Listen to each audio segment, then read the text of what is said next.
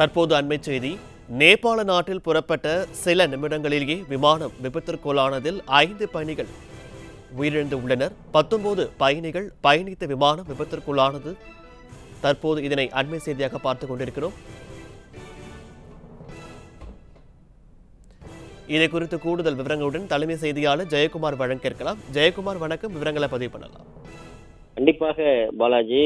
19 பேருடன் புறப்பட்ட நேபாளத்திலிருந்து காத்மாண்டு பகுதியிலிருந்து புறப்பட்ட இந்த விமானத்தில் 19 பேருடன் விமானமானது விபத்துக்குள்ளாகி பற்றி எரிகிறது. இந்த சம்பவத்தில் 5 பேர் முதற்கட்டமாக பலியாகி மீட்கப்பட்டிருப்பதாகவும் மற்றவர்கள் மீட்கும் பணி நடைபெற்று வருவதாகவும் கூறப்படுகிறது. குறிப்பாக நேபாளத்தினுடைய தலைநகர் காத்மாண்டுவில் 19 பேருடன் இன்று காலை 11 மணிக்கு புறப்பட்ட சௌரியா ஏர்லைன்ஸ் என்கிற அந்த விமானத்தில் 19 பேர் பயணித்து சென்றிருக்கிறார்கள். குறிப்பாக ஓடுபாதத்தில் விமானம் செல்லுகிற போது வழிக்கு சென்று மோதி இந்த விபத்தானது ஏற்பட்டதாக முதற்கட்ட தகவல் வெளியாகி இருக்கிறது. ஓடுதளத்தில் சென்றபோது கட்டுப்பாட்டை விமானம் இழந்ததாகவும் 19 பயணிகளோடு இந்த மோதல் சம்பவம் நிகழ்ந்ததால் விமானமானது தீப்பிடித்து எரிந்திருக்கிறது.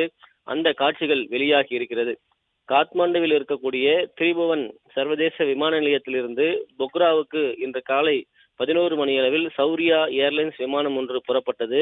பொக்ராவுக்கு செல்லக்கூடிய இந்த விமானத்தில் சுமார் 19 பயணிகள் இருந்திருக்கிறார்கள். குறிப்பாக இந்த விமானமானது ஓடுதள பாதத்தில் சென்று கொண்டிருக்க பொழுது வழுக்கியதாக கூறப்படுகிறது. அதே நேரத்தில் கட்டுப்பாட்டை விமானம் இழந்ததாகவும் சொல்லப்படுகிறது.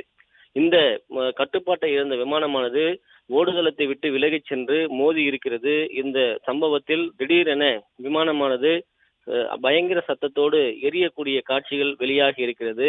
அந்த தகவல் தெரிவிக்கப்பட்டவுடன் குறிப்பாக அங்கிருந்த பயணிகள் அதே போன்று விமான நிலைய பணியாளர்கள் உடனடியாக கட்டுப்பாட்டு அறைக்கு முயற்சித்த போது இந்த தகவல் தெரிவிக்கப்பட்டிருக்கிறது. குறிப்பாக அதில் பயணம் செய்த ஒருவர் தனியார் தொலைக்காட்சி நிறுவனத்துக்கும் தகவல் கொடுத்திருக்கிறார். இதனுடைய அடிப்படையில் அங்கிருந்த தீயணைப்புத்துறை அதிகாரிகள் அதே போன்று மத்திய பாதுகாப்பு படை வீரர்கள் என அனைவரும் சென்று அதனை மீட்கக்கூடிய நடவடிக்கையில் ஈடுபட்டிருக்கிறார்கள்.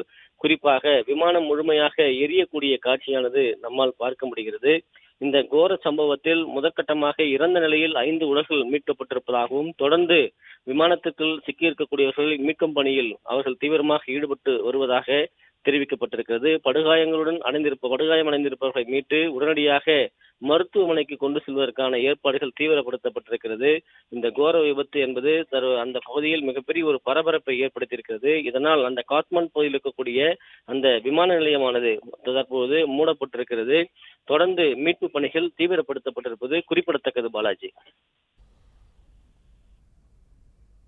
விவரங்களுக்கு நன்றி ஜெயக்குமார்.